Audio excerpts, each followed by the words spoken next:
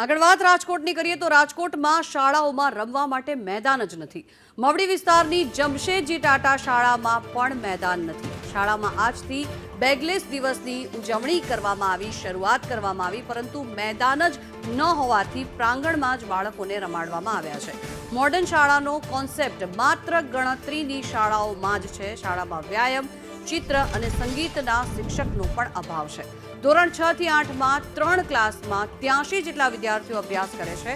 ત્યારે મહત્વનું છે કે જે જાહેરનામું બહાર પાડવામાં આવ્યું છે તેના પર સવાલો ઉઠી રહ્યા છે।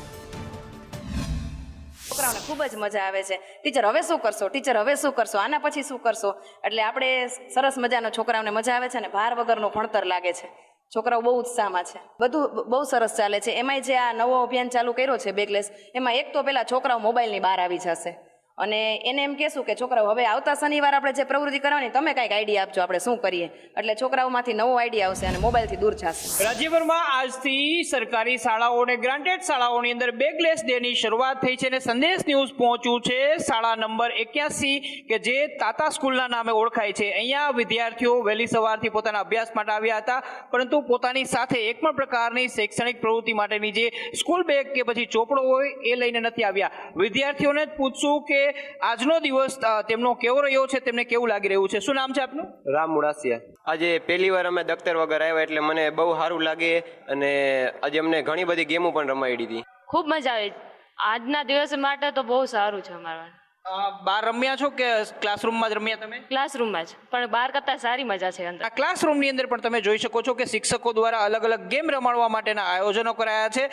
તો ક્લાસરૂમની બહાર જે મેદાન છે એ મેદાનની અંદર પણ વિદ્યાર્થીઓ માટે અલગ અલગ રમતો છે એનું આયોજન કરાયું છે। આપણે મેદાનની અંદર થતી રમતો માટેનું જે પ્રાંગણ છે એ બતાવશું, એટલે એ ખ્યાલ આવી શકે છે કે શાળાની અંદર રમતનું મેદાન કેટલું જરૂરી હોય છે।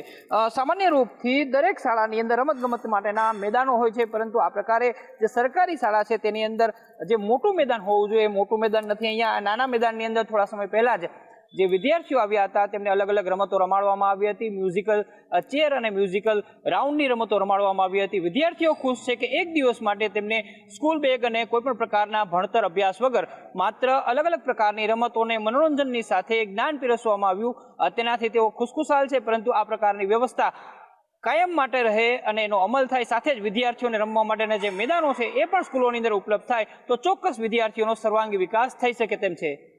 કેમેરામેન માધવ ભટ્ટ સાથે મયુર સોની, સંદેશ ન્યૂઝ।